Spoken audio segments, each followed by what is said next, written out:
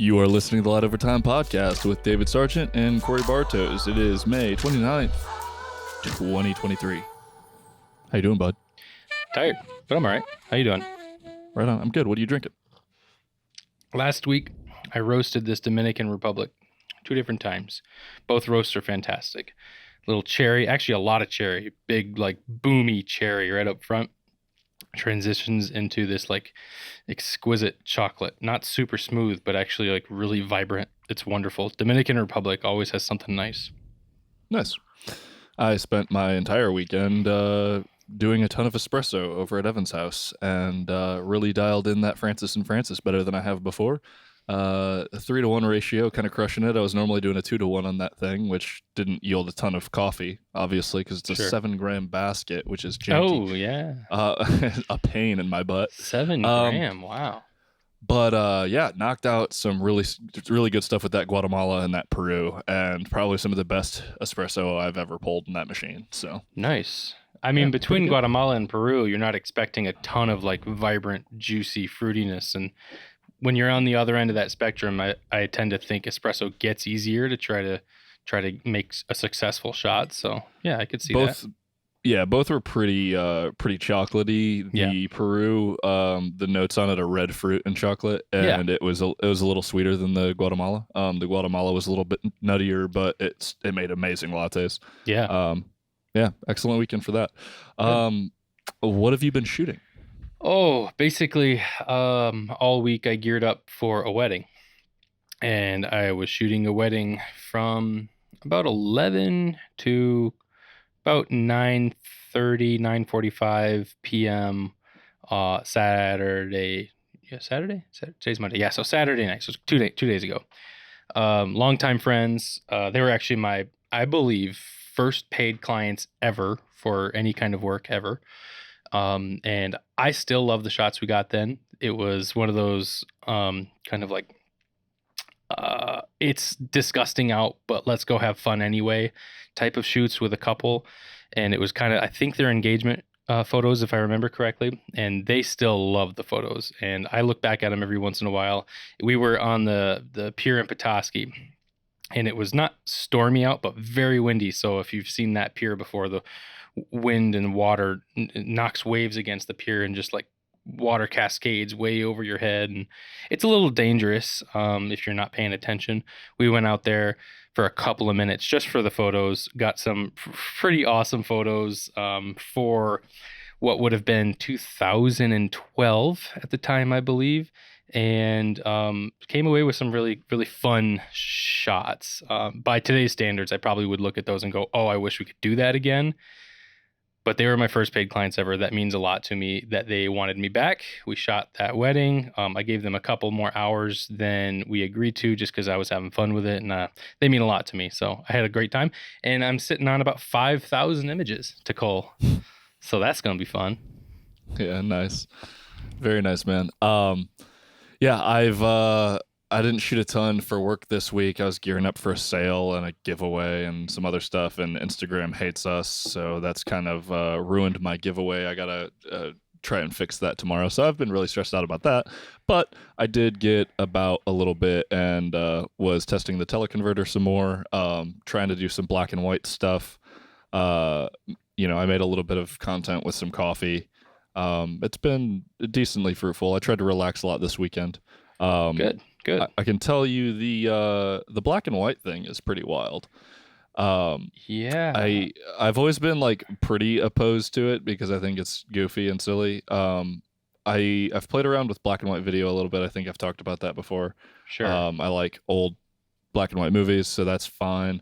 But then what I realized while editing a bunch of these things and processing for black and white is just how much of a relationship you can gain from like the luminance values of colors when you use HSL in a black and white process to change stuff. Yeah. And that was sweet. Playing with the reds and skin tones in a way that you wouldn't if it was color, but because it's black and white, you can do so much more for skin texture, and it's pretty wild. So that's been pretty cool to kind of dig deeper into the relationship between colors and luminance. Yeah. while we're on the topic, before we dig into the meat of this, I would love for you to explain this image, and I'll show it to my camera if people can see it. It looks like an hourglass. I don't know exactly what it is because it looks like it probably is pretty close up to something that I just couldn't identify. Would you do me a favor and explain to all of us what this is? Yeah, so that isn't the image that I chose for the photo share today. That's so, why I asked. I can definitely go into it. So I was staying at Evan and Hope's. They were across the state, and they let me just kind of hang out. They got a nice theater room. I watched The Northman, fantastic movie, beautiful movie too. But playing with the teleconverter and shooting some birds outside again. They have some like birdhouses, and there's a lot of nature. I shot a bunny rabbit for a little while. Played with a lot of aperture control with the 70 to 200 with this bunny that was just like kind of bopping around the backyard for a while. Sure. And then I realized what's really cool about one, the 70 to 200 has a really close focusing distance, and having it on a teleconverter and an APS-C mode, because that's how I was shooting the rabbit. I realized I could like basically walk around and just get like macros from across the room, which was wild. So I started playing with that more, and I was just kind of looking around, trying to just pay attention to like what the exposure was doing on different surfaces and things like that, and seeing how the focus actually handled through that teleconverter when it was like, you know, drastic from like 3 meters to 10 meters walking around this house. And they have this little hourglass on a little spinner. Oh, it is an hourglass. So okay. It is an hourglass. So I was playing with it. And it's neat because even up to like, you know, at what is that, 600, 900 Equivalent, yeah. millimeter focal equivalent, right? Even at like 1 over, I don't even know, like 800 or something like that, 640 or something, the sand is going fast enough that it has motion blur, because you're super, super telephoto. And I think I snapped off like 2 shots. But then what I did is I put a bunch of the images into Lightroom and then just made them all black and white, and then looked at them that way. And I really liked that one for some reason. I was impressed with the detail that I got from it. Sure. It's pretty nice. And I don't really do a whole lot of abstract stuff. I don't play around with that. Yeah. So for some reason, I'm incapable of putting a black and white image on Instagram without a white border. I learned that. I think they look like filth without a white border, so I'm playing with that. I think I got like a template, as it were, or not a template, but guidelines for how I want to do white borders on Instagram. Man, so I'll probably play with them a little bit more. I tried that for a while, and there's something very fine art feeling about it that I enjoyed, but I couldn't develop it as a habit. I did it for like, I don't know, a month, and you'd think after a month it would become habit, but something about that extra process was like, this is work for social media. I don't like it. I don't know. I don't like it on color images. I don't care for it on color images, but I just like trying to see what a black and white looks like on a grid. It was just killing me. And so I was like, okay, let me try this out. I looked at a bunch of different people who have used white borders in the past. Joe Greer was one of them who I looked at. And I was trying to figure out, like, is there like a standard for what people say you should do to, and there isn't. And some of them look way better than not. Yeah. I was actually surprised, like Joe Greer basically just adds a thin white line to a lot of his nowadays. That's what I used to do. A lot of Fuji guys will do one thing or the other, but basically the point is I want you to be able to preview the whole image in the grid and not have to click into it. If it can't, and I do this when I edit anyway, right? So when I'm editing a photo, especially in Photoshop, if I've been doing a lot of touch-ups, I'll back it off a ton and I'll zoom out to like 10% and look at the image. And then in Lightroom, I'll use, I don't know what they call it, the loop or whatever, and like black everything out, make it small, and just like look at it for a second and then go back into editing it. And I think if the image doesn't say anything to me, like backed out, like if it doesn't like draw me to be like, what is that? Then why am I even working on the photo? Yep. If I don't have a reason for it being, you know, there's a couple of things. If it's artsy or if it's something that like it evokes something from me that I liked, I will know instantly. Or it's like a product or something like that. Like I'm sharing something to like FYEP for guitar pedals or something. And it's those are like my two little functions. But I decided on a certain amount of pixels from the edge of whatever the nearest like edge is, right? So like on a 4x5, the top sides will be that certain distance, and then on like a 3.2 image or a 5.4 image, it'll be the sides. Yeah. And I think I'm probably just going to stick to that number that I've decided on, and I probably won't do it for everything. I might try it next time I do landscapes, for instance, because I definitely kind of like that. Especially in a carousel, make the first one like bordered and then do the like 3-image panorama through the swipe or something like that. I could see being interesting for me, but just trying to find ways that like actually set the image up in the way that I decided to, like I meant to take it, right? Of that getting back to intentionality with photography. Absolutely. Which was kind of where my head was at when I was shooting. There's some other images that I've got. I just haven't posted them or anything yet. Yeah, there's I cannot, and I'm not going to go try and searching now, but if I remember who it is, maybe we can include him in the show notes. There's a photographer, I believe he shoots medium format, and it could be like phase 1. He does a lot of stuff from the sky with this camera and a lot of landscapes. But what he does for social media, at least on Instagram, that's the only place I see his work. I should go out and look and where else this stuff is. He sets it up to where the border is kind of curved on the edges. So it's almost got this sort of Polaroid-y feel, but it's very unique to him. But in the bottom, he leaves more space on the bottom for something of a title and maybe of some kind of subtitle or sub-descriptor of some kind. So it sets it up very much like you were standing in front of it hung in a gallery with some kind of title card, which I like. I think it's really cool. Of course, on Instagram, you're not seeing what the medium format camera he's using is able to give, and you'd need to see this hung up in a wall, big, whatever, to really get the full effect. But it is really cool. There's definitely different ways you can set up your artwork on Instagram, whether it be a thin white border like I was doing at one time, or setting up whatever sides at different proportions. Take a look out there, because there's definitely some artists, not just photographers, who are setting up their artwork like this to make their grids look a little better. Yeah, I mean, it's I was kind of back and forth with how I felt about it. I was too, because I don't do it anymore. Yeah, and then I finally landed on something that I kind of liked. So yeah. Moving right into, the reason I was shooting black and white, if you haven't been listening to the episodes, is we wanted to start doing a photo share with some of our listeners. I'm actually happy that I think the couple of listeners I know that have been following along since pretty early, both submitted, so that was cool. Yeah. Shouts to them. I'll get to their images here shortly. But this month was black and white. I can't remember. I think there was somebody that was shooting black and white or something like that, and that was what made me go, okay, I'm going to do this and play around with it. I had a justification weeks ago, and that's lost. But the experimentation process happened how I wanted it to, so the end result was what I was hoping for. Yeah. So if you're listening, there's going to be a link in the show notes to the Google Drive if you want to take a look at these images.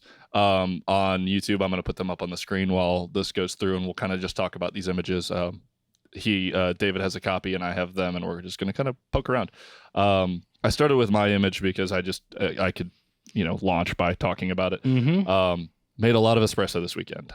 So there's this like relatively moody image of me using a WDT tool or whatever.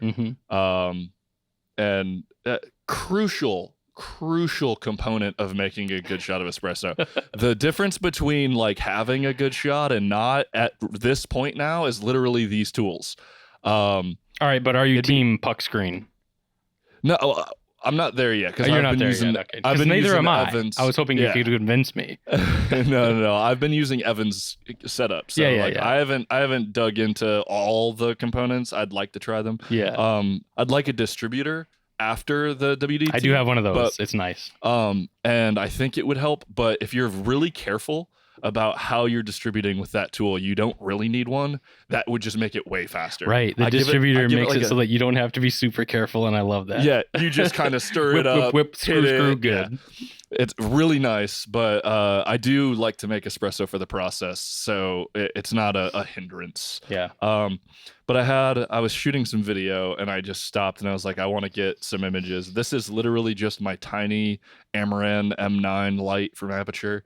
Um, yeah, just a 35 mil G Master, and I was wildly happy with how this looked. Yeah. I didn't have to basically qualify anything about it. It's really clear to see what's going on. Yeah. I started my caption on Instagram as "Who needs a Zen garden?" because this is Yeah. basically like It made me what think of is that. for That's me. absolutely true. Yeah. It's pretty good. So, and then you can see kind of the border that I landed on, Mhm. and I like the image. I like it pretty too. solid. One of the first thing that caught my eye was using your composition lined your elements up such that on left and right there's really nothing to look at, but going through the image from the bottom to the top, you've got a strong foreground that's blurry and out of focus. That you probably were down to f1.4, is that right? Or Yeah, pretty 1.4, close. 1.4, 1.8. Yeah. Yeah. So you've got a nice shallow depth of field, but such that the WDT is in focus. The tips of your fingertips, you can see them quite clearly. Everything coffee is in focus, but from the bottom, it's nice and out of focus. So your eye really starts at the center because there's darkness on the left and right, blurriness on the left and the right. You really lead up from this triangular form on the bottom through up to the center, and then back out, like past your hand. It goes back out of focus. So you use depth of field, composition, the line, sort of a leading line aspect going through the image. I like it. It's like visual storytelling. It's nice and it's simple. Yeah. Yeah, I had set it up on a tripod, and then I actually spun the handle for the portafilter in at 12, 3, 6, and 9. Oh, okay. And then I just let it.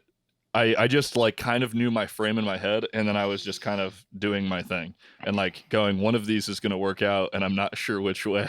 Sure. And it happened in this case to be the 9 o'clock handle going 9 o'clock to where I was standing. Yeah. And I like it. I don't know. It was super simple. I didn't try too hard to get it to happen, but I knew what I wanted for the end result. So. And you said you were using just one light. Did you have house lights on at all? There's a little bit of ambient light, but it's just my tiny little aperture, like credit card doing all the work. Yeah. LED. Yeah. And I treated it like a human subject, how I would if I was doing like a narrative film where like your foreground on their face is going to be like neg fill, and then you're going to have the light coming back behind them a little bit. And it worked out how I wanted, so that's cool. Cool. The next image is also coffee related. yeah, I had a feeling this would happen. Yeah, but shoot us through your image here. Sure. Okay. So shot with the A7 IV, 50 mil 1.4, the Sigma.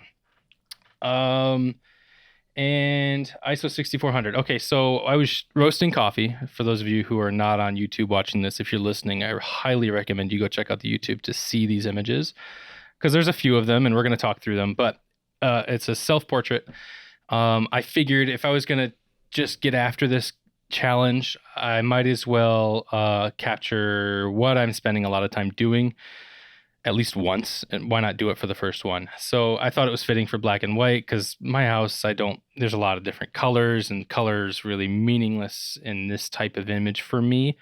So black and white seemed to work. I turned down basically all the house lights, if I remember, or they were either off or dim, because I can dim them all. And there is a window behind the roaster, so left of frame, but it's not putting out a lot of light because the sun would be on the other side of the house anyway. So I'm using this tiny little Ulanzi light here, probably similar to what you used, and set that thing right about where my left arm is in frame, so bottom of frame, pointing up towards my face a little bit, to light me. And that's about it as far as technical setup. I was on a tripod, obviously, landscape orientation. Yeah, and I'm just roasting coffee. There's not much else set up involved, except one of the things I wanted to try was, I don't know if you've ever played around with using picture profile shooting in RAW. Like, it doesn't matter in post, but for setup, for black and white, it shows you on the viewfinder the black and white image. So when you go and import it into Lightroom, it reverts it and you don't see the black and white anymore, but it's easy enough to convert and just keep going with that workflow. I kind of wish it like stuck a black and white profile somehow on there that you could play with, but it doesn't. Anyway, I thought it was really cool to tackle this challenge activating one of the black and white picture profiles on the Sony camera. Depending on your camera, you may or may not have access to something like this, but I thought it was really cool to be able to like compose only with black and white in mind, not being able to see in color. And I know from watching Thomas Heaton's videos, he does a similar thing, but with aspect ratio. So he'll change his aspect ratio because he often likes to shoot square to 1:1, and in camera it shows him a 1:1, and in post it delivers him a 1:1. But if you go into the crop tool, you can revert it back to the full 3:2, which is really cool. And that's kind of why I was hoping Lightroom would kind of deliver me a black and white first that I could revert if I wanted to. But anyway, that's the setup. I approached it with the black and white picture profile just to kind of get an idea during the visualization and setup, and I'm really happy with it. I like the lighting on my face, the textures, and I'm in it, man. I'm roasting. So yeah, right on. I'm gonna do the opposite of what you did, and instead of being nice, I'm gonna be mean instantly. Pick it apart. Why do you think I hate this picture? I have no idea. Why the did you put this picture in 16:9? Sorry, it's 16:10. I don't know. 16:10. It's okay, 16, okay. I crop to 16:10 often, and I don't know. I hate it. I can't tell you why. I don't like 16:9. I think it's too narrow. I often crop in 16:10. I can probably tell you why. Actually, I can probably tell you why. Sure. Above the fridge is where was just some random stuff on top of the fridge in that corner there. Plus, I have a light not too far above that, and it was probably on and dim that I didn't want affecting the image at all. So cut right off at the top of the corner of the fridge. Yeah. No, the frame is actually good. I just wanted to give you shit for no reason. I do like it. I think it being pretty symmetrical is pretty cool. It's like that moment of I don't know, like either looking into the void or like face to face with a beast, right? Like it's that vibe. It's good. Yeah, I mean, and also if you can't tell, I have the trier out, so I'm actually smelling the coffee. That might not be super evident, but that's what's in my hand. Yeah. I've watched enough of your bullet. Aleo or whatever they're called. Aleo videos. But no, it's nice. I like black and white leads for dramatic portraiture. I think just so well too. Sure. I have a book idea I've been wanting to do for years. It's just going to take like too much effort to do, and it's going to be a lot of portraits. And I just like am ready to do, full, beautiful, shallow, amazing black and white. Yeah, I want to see moody it. Portraits because it's just so good. Anyway, well done, man. It's pretty good. It's hard to self shoot. It gets kind of tiring, and it kind of sucks some of the fun out of shooting for me. Yeah. So I'm glad we were both able to pull off some kind of self shooting and make it worth our time. Yeah, it was fun. Yeah. Yeah. So this next image comes from Charles, somebody in the photography group of Ian's Discord for Collector Emitter, which is a fellow guitar pedal demoer. And if I remember correctly, it's a relatively old image, but I do really like it because it's seeing a bird in a way that you don't normally see a bird. Sure. And I could imagine having color in this image would be fine, but I bet it would fall so short. It would feel like a snapshot. And I think color wouldn't be helpful anyway. Yeah, totally. It might actually distract from what's obviously the focal point here. Yeah. And I suppose, why don't you describe for listeners what we're looking at? So it's just a close-up of some talons on a bird. And I don't know what it is about. This could be a black metal record. This could be like a book cover. It's just the right amount of interest that makes you want to know more, and it would lend itself well to some sort of cover art of some kind. Big fan. 2/3 of the image, if you didn't see the top third of the image, is totally abstract and out of focus. You wouldn't know that they were feathers. You wouldn't know that they were part of a bird. It's just a mash of somewhat linear grays. you look at the top 30 of the image and you get some fringing feathers and the talons and the detail in the talons and the striking darkness in the actual talons themselves, contrasting against all the light gray of the feathers. That's what's interesting here. Plus, we're looking at this from an angle where you would normally never see, like many of us aren't up close with birds in the first place, but it's got to be in flight, right? Like it's or jumping or something, because it's not sitting on anything. Right. Right. So we're looking at talons that aren't grabbing anything. It's clearly probably in flight, which is interesting. Like, oh, you think about it for a second, this bird is probably in motion and probably quickly getting from one place to the other. So having caught the image like that is very cool. Not many images I've seen like that. Yeah, I don't have details of it, but it's nice. You don't? Okay. I like that I like that the talons are so dark, and then everything else is basically muted and brighter. It's good. I don't know. It's Charles, if you're listening, I'd love for you to comment on the YouTube if you watch the YouTube, or send us a message or something and give us some details, because I'd kind of like to know the setup of this. Pretty good stuff. Yeah. Moving into the next one, this is probably our most what is the word I'm looking for? Not reliable. This dude listens to the dang podcast. Let's go with that. This is another guitar buddy of mine, Fabian. Okay. And all right, just picked up this Helios Cine-modded. So it's a Cine-modded Helios 44M with the I think it's got the blue and it's got the oval behind the aperture and everything, and on an A7 III.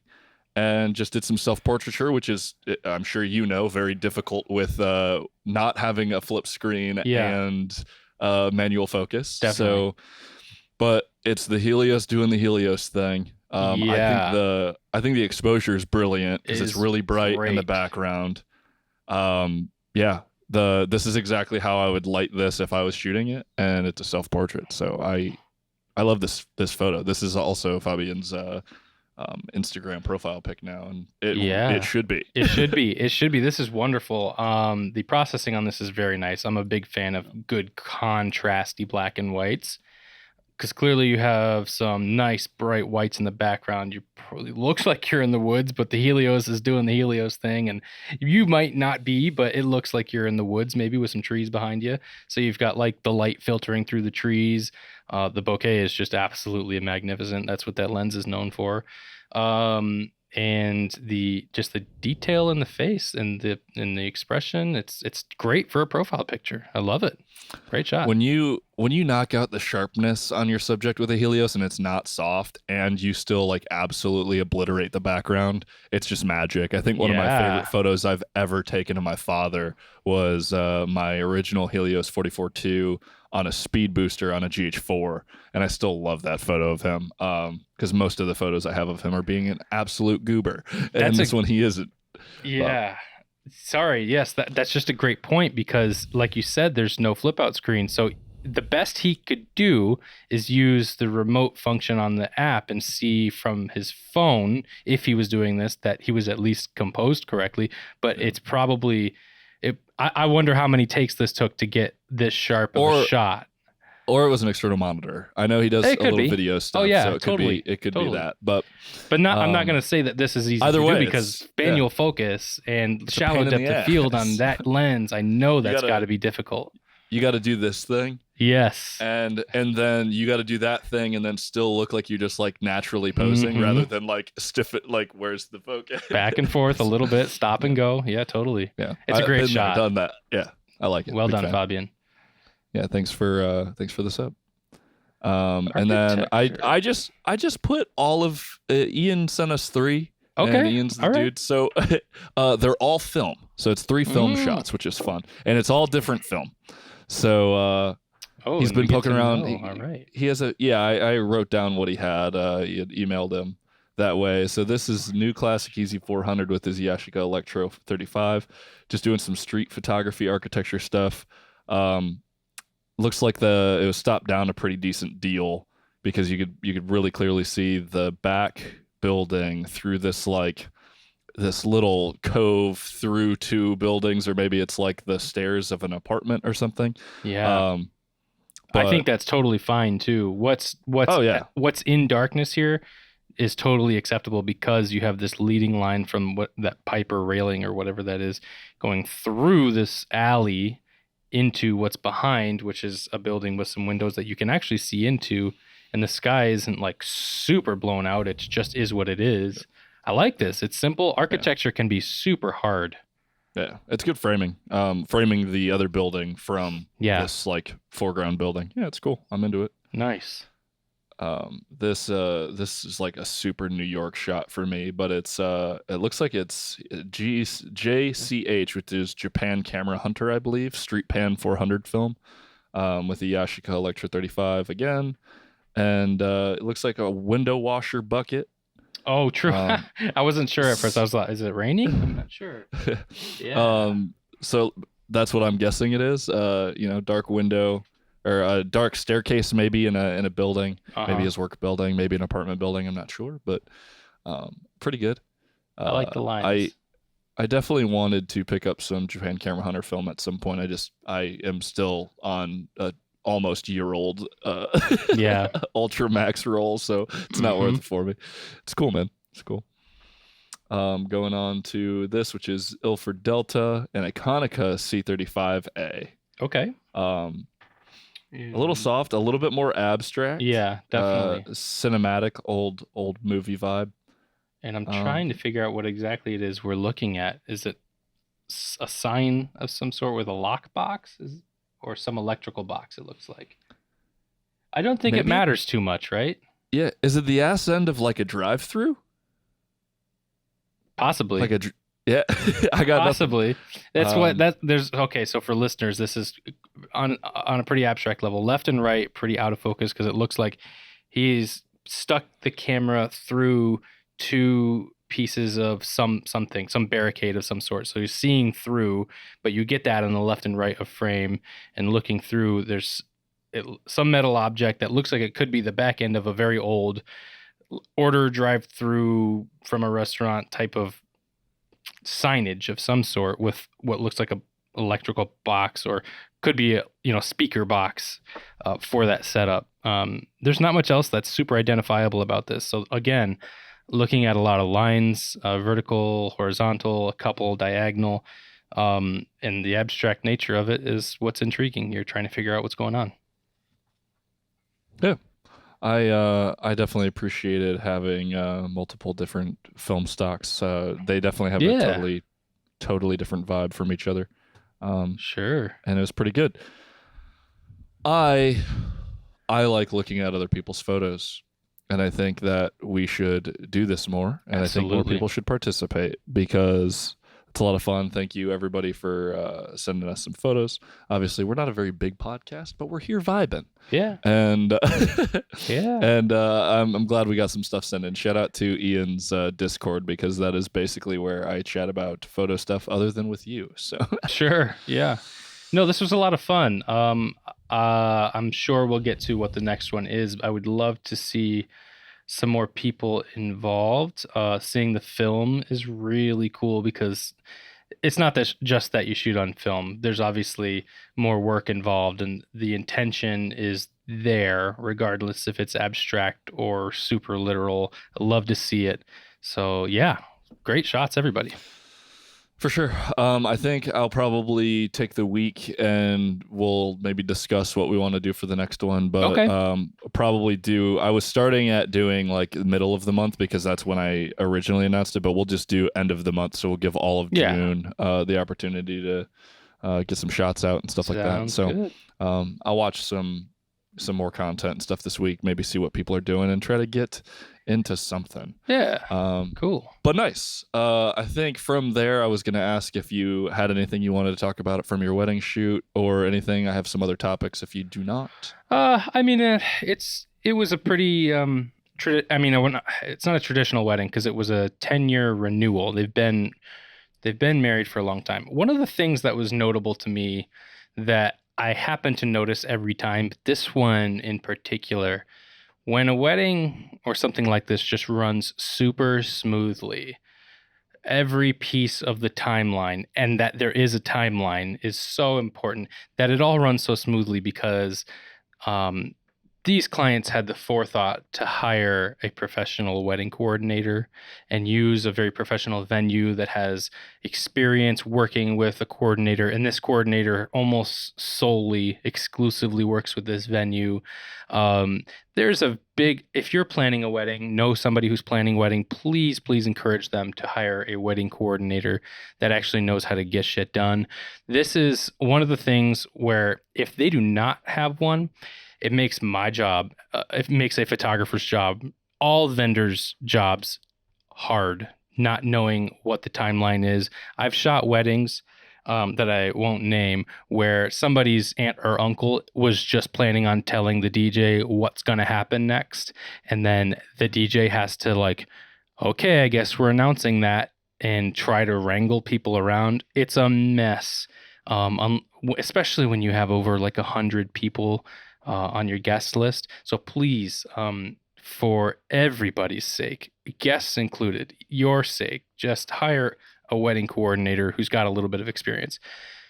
Because I was sent a timeline of events weeks in advance, probably 2 months maybe. I was sent a shot list, which is amazing when you have 140 guests and half of them are family members they want included in family photos, right? Group photos. So not only did I have timeline and a shot list, but I had a person who knew all the faces and names, who was designated as the name caller, the identifier, the person wrangler for this. So we had this timeline where we go from one thing to the next, and my coordinators bouncing back and forth between me and the videographer and the caterers and all the people going, okay, this is happening in the next 5 minutes. This is happening in the next 10 minutes. This Maxwell's going to take you down here. Go scout this for 5 minutes. Come back, and when that time comes, he'll take you and the bride and groom back down there. So important to have a professional on the scene for that. So it just all went so smoothly. I have known these people for a long time. They know better. Please encourage your people to get coordinators. It just makes life easy. Yeah. I'm not going to throw shade to people I know in real life, but I know somebody who desperately needed to do this and didn't very recently. And then the last wedding that I was in as a part of the wedding party was Evan and Hope's, and the whole day was like flawless. Yeah. And having somebody that just crushes it, especially because like there was a venue and a boathouse and they were like both involved. There was a ton of people.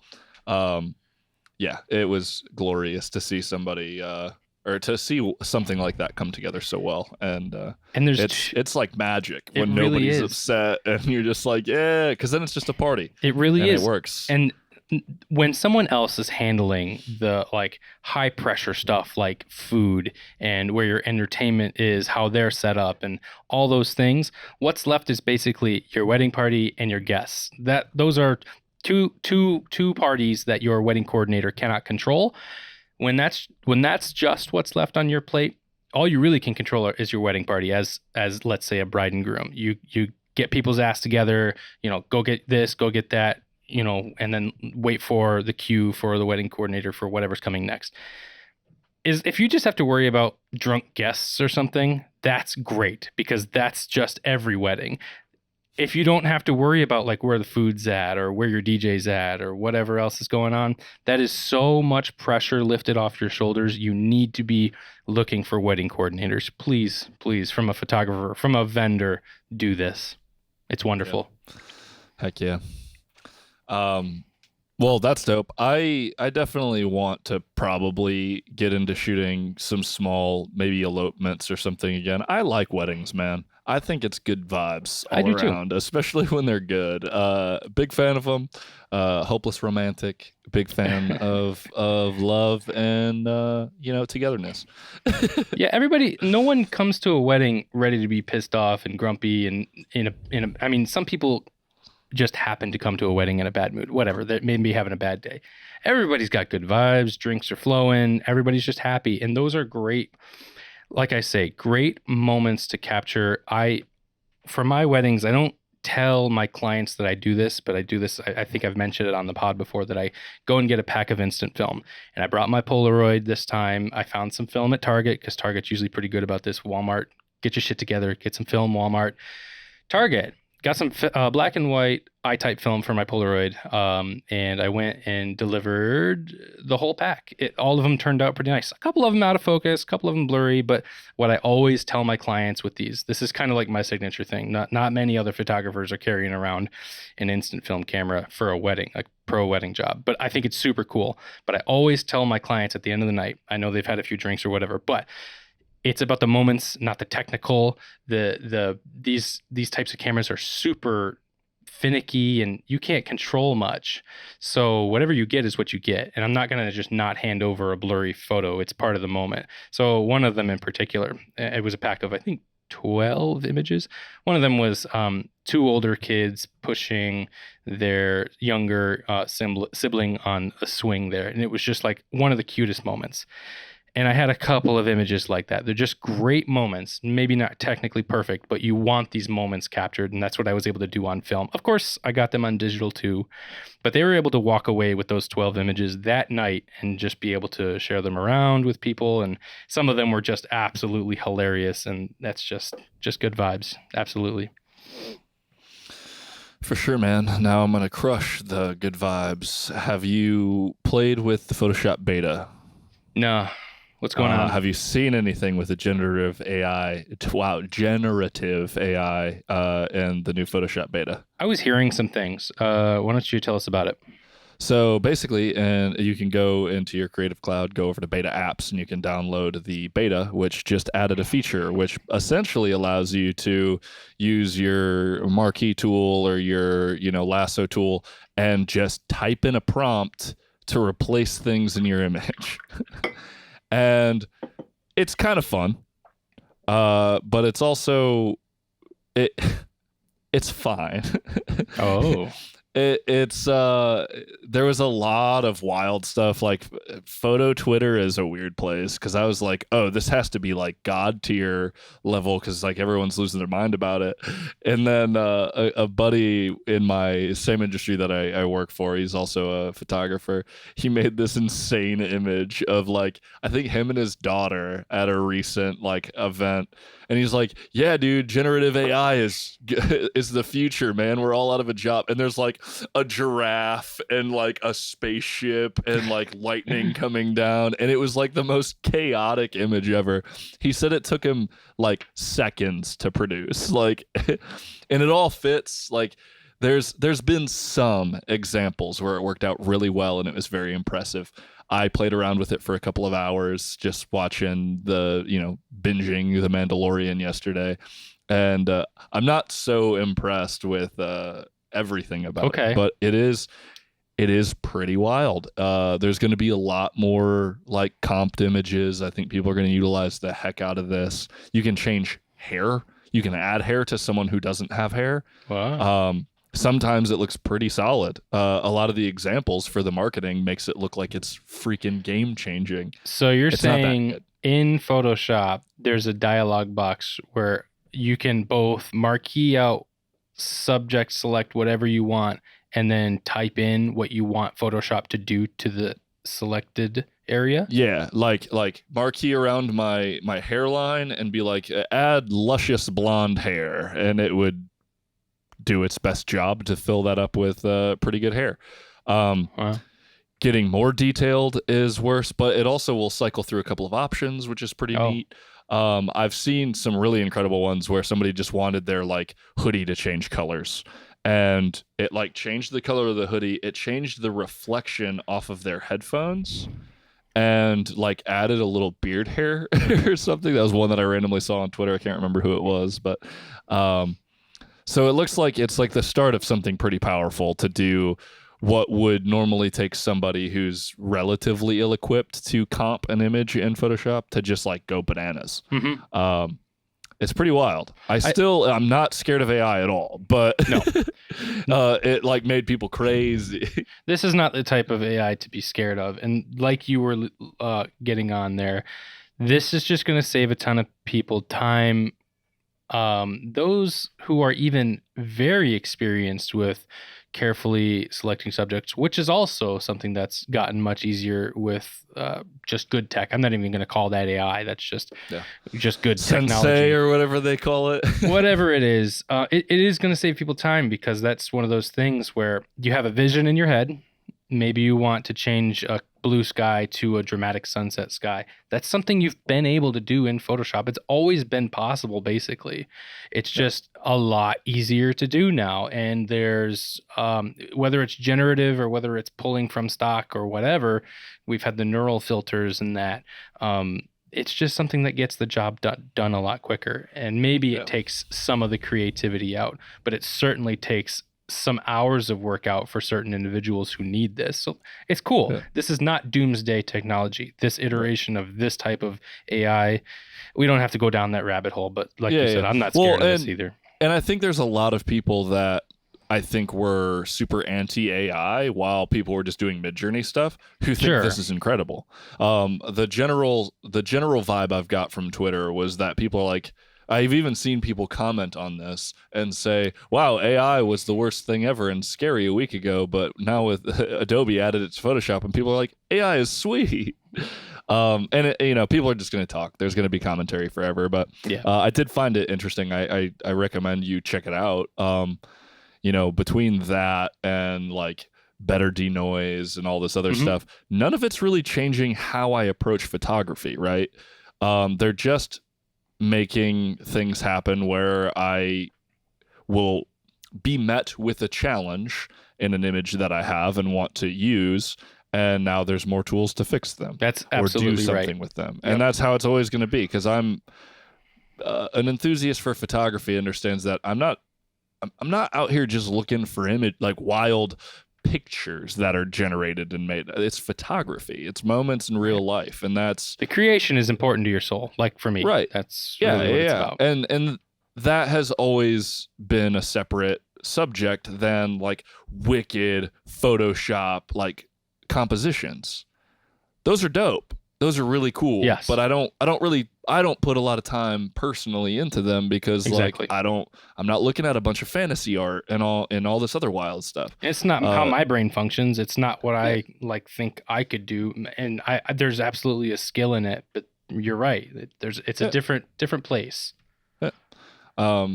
I mean, I get why people are reaching for film right now. They want something that they assume is just unedited, real moments and like good photography. I don't think this is a different conversation than it's been the last 20 years. Right. It's fine. You're definitely right. The conversation of going back to analog in whatever form it is, for whatever medium it is, whether it's music or photography or what have you, that's always going to be there. It just will be. Yeah. But yeah, check it out. It's pretty sick. I will. It's definitely a fun, I'm kind of bored and want to meme around with some images that I've taken kind of tool. You could do some silly stuff. There was one guy who did this funny reel that I saw. I wish I remembered who it was or whatever. It's just some photographer on Instagram. And he was like taking it really serious, and it wasn't a joke. And he's like, yeah, so this generative AI is super, super impressive with the new Photoshop beta. And he goes and starts editing himself. And he just looks like, I don't know, like Mr. Potato Head meets one of those really bad like magazine cutout like collage things. But he's like acting like it's super good and That's super fantastic. serious. And it's just absolute garbage. But the reel was also shot really well. Like he shot it with a mirrorless camera, and it was like a super high quality meme. All right. I was pretty pleased with that. It was pretty good. But yeah, other than that, I think I'm going to kind of just like zoom through some gear stuff this week. We had a pretty full episode so far. Sure. But first, I want to start with the new confirmed gear and see if you have any thoughts on them. We'll go relatively fast, but starting with the ZV-12, very stupid. They called it the ZV-12. Should have been called the ZV-2. I'm not surprised. Like I said, this is like how they're doing with their stupid phone names. I hate it. Stop it. ZV-12. It's $900. This is a way cooler camera if you want a small vlog camera than all of the other vlog things that they have. 18 to 50 is pretty sick. It seems to be mostly fine. It doesn't have optical or in-body image stabilization, which is kind of a pain. It's got And there was electronic, which I yeah, guess yeah, works and fine. it's got decent electronic. Gerald had some stuff about how unless you kind of crank your shutter up a little bit, you can get some really weird warping, motion blur stuff. It did seem better than the jello-y versions of other cameras in that lineup in the past. Oh yeah, though. oh yeah. I mean it reads out fast, so It was it's like it's 12 milliseconds or something, like yeah, super fast readout. Yeah, it's super cool.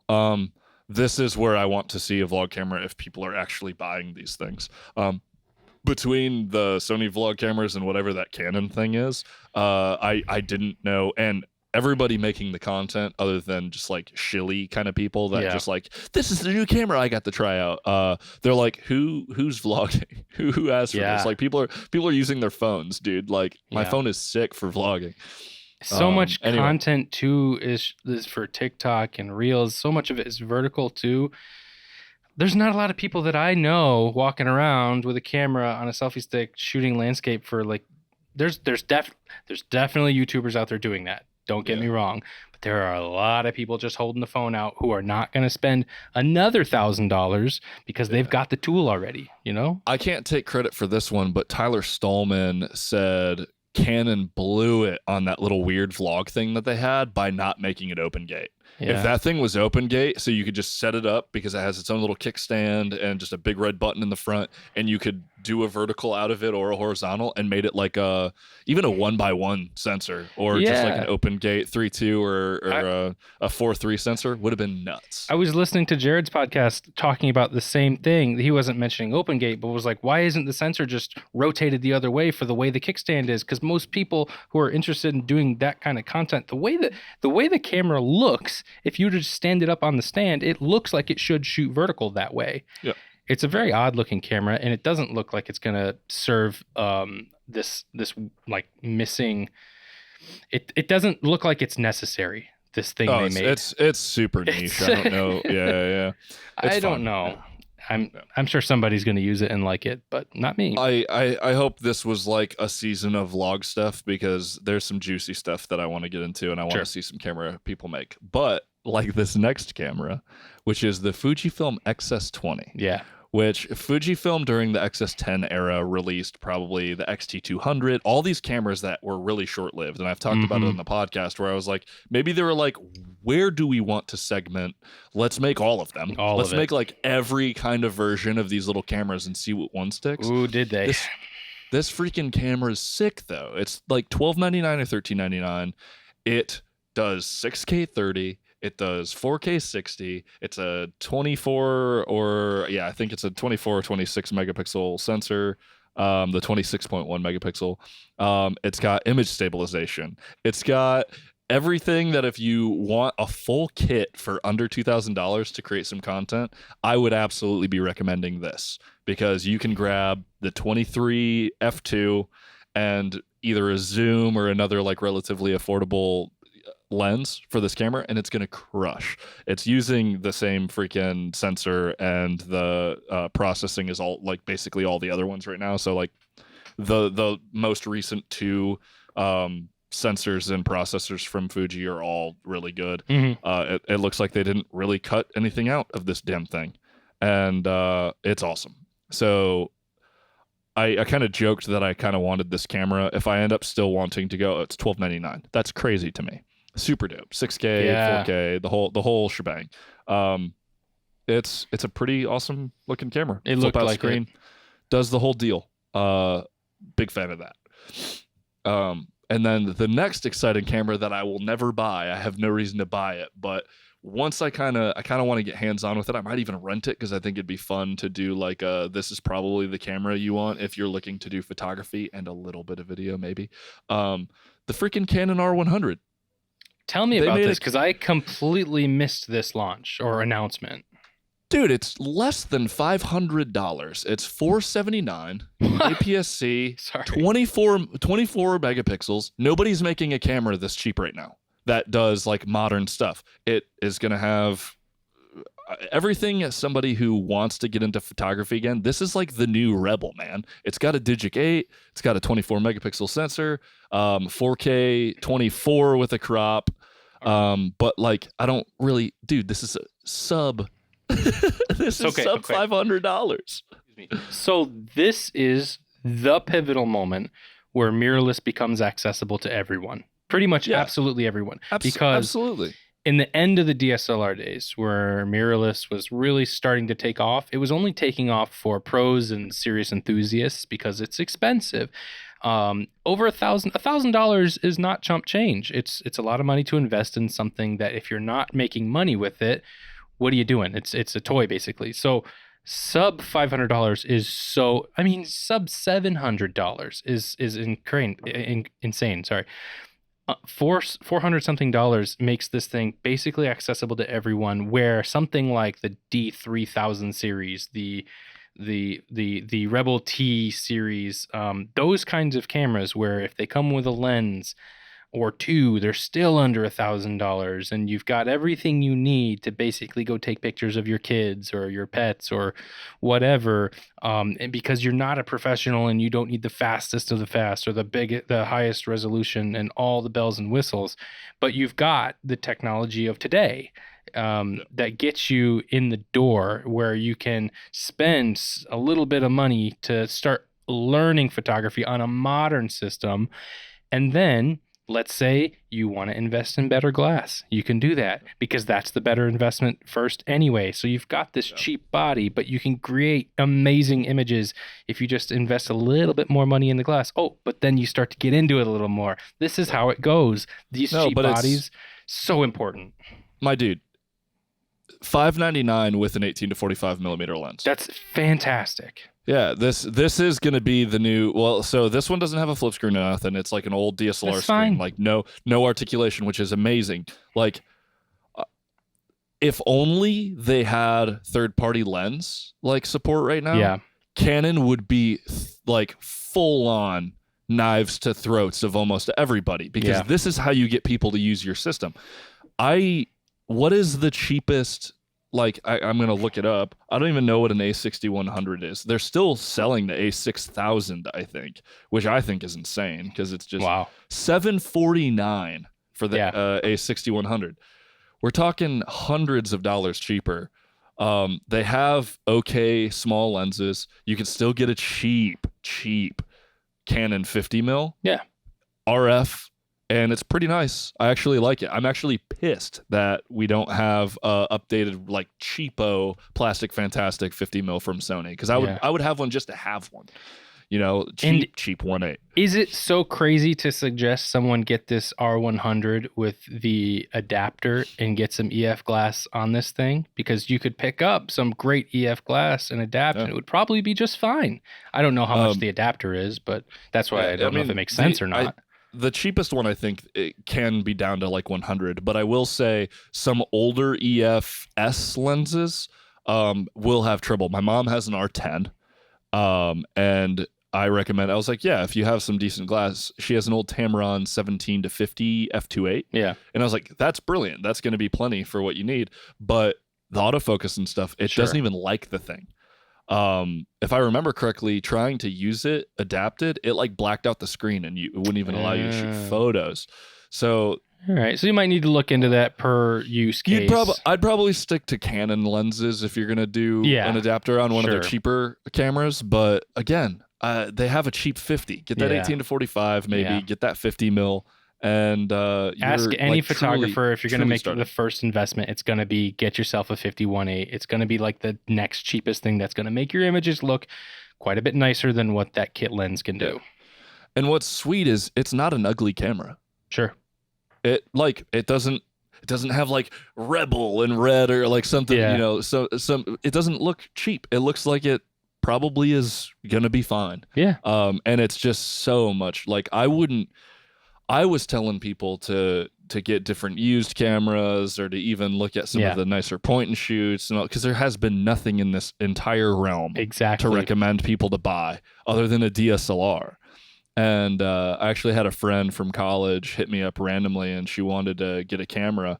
and this wasn't out yet. This is just days ago, right? And if that was the case, I would say get this in a 50. Yeah. I would say get this in like, I personally, if I knew what I wanted to shoot and I wanted to get into photography, I would go find a freaking used like 24 mil L lens, and then I would adapt it to this thing, and you'd have like a 35 mil f4 like beast mode freaking Sure.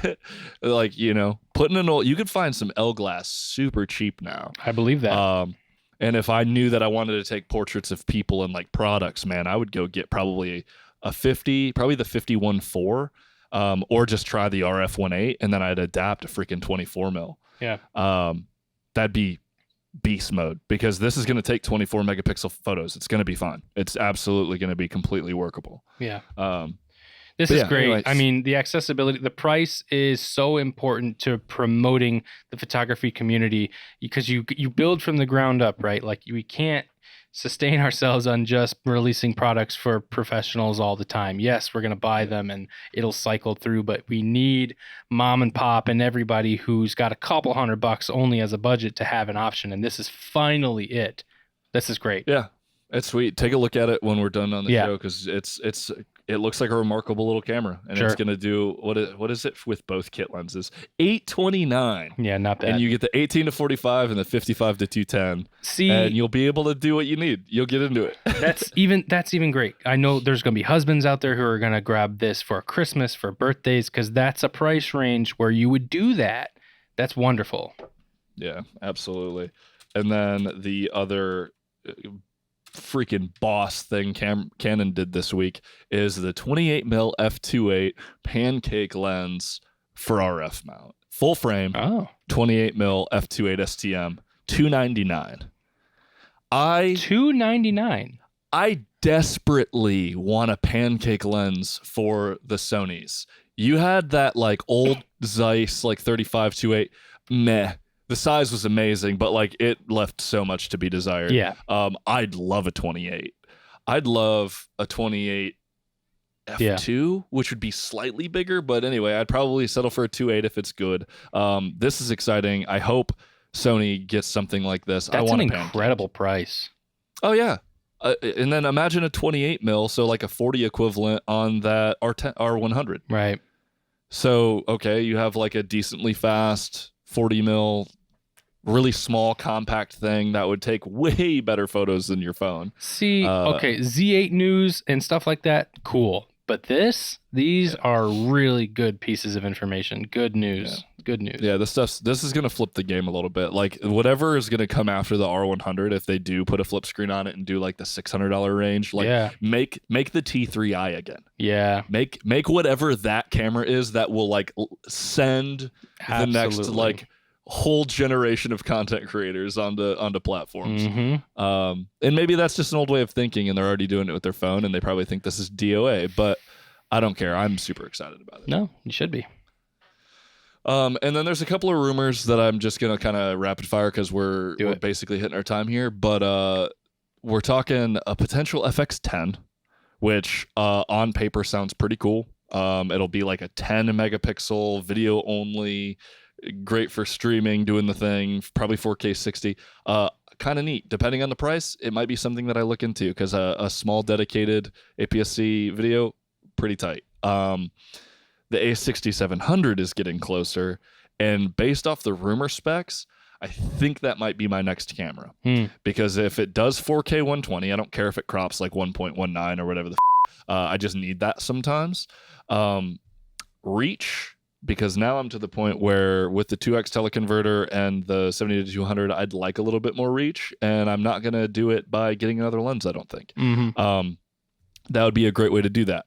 It's probably going to have the FX30 sensor, which is a 26, really solid. Like, the images I've seen from stills, even though people don't really use it, Patrick Tomaso takes stills in his FX30 all the time. They're killer. The sensor's dope.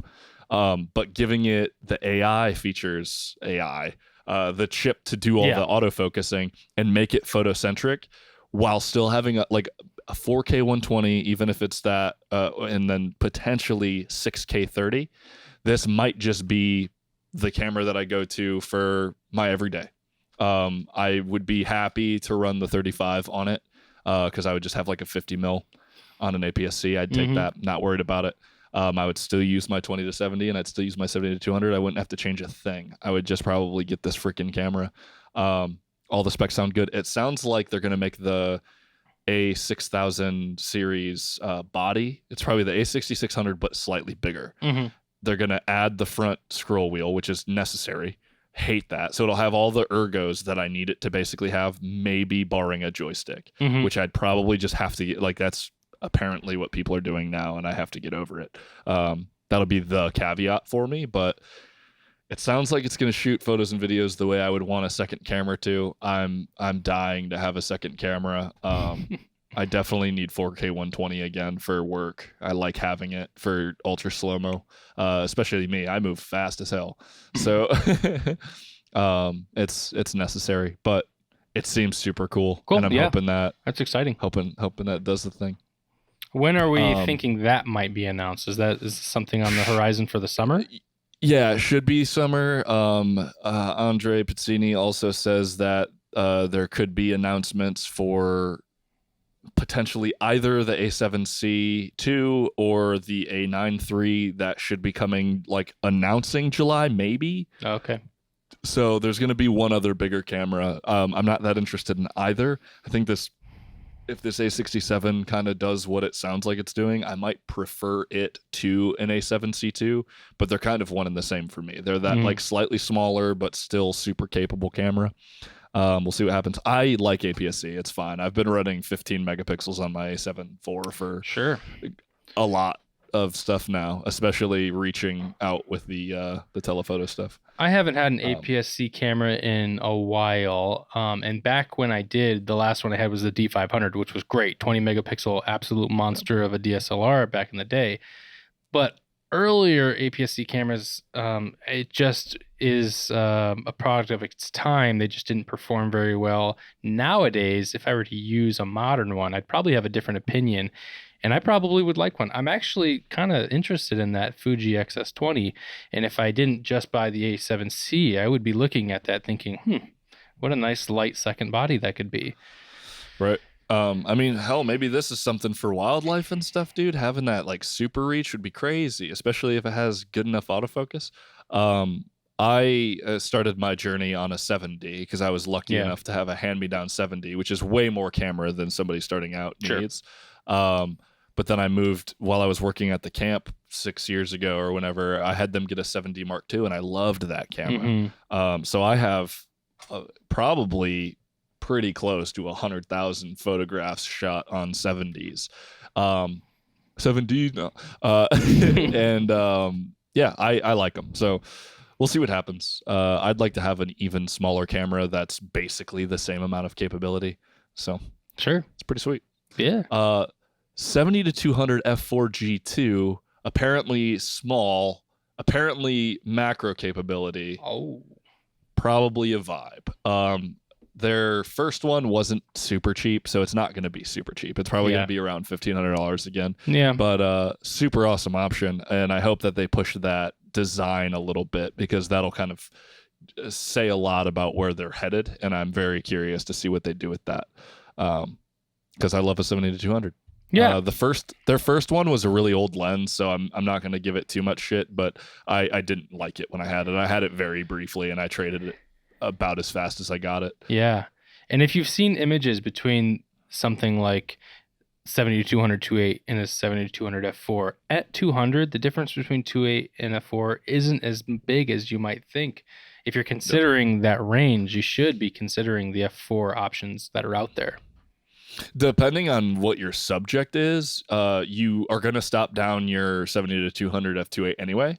The only huge advantage is this, like, the Sony is so freaking sharp. Yeah. So if they can match the sharpness, they're going to sell a lot of these, and they're going to sell a lot more of them than the almost $3,000 70 to 200 2.8.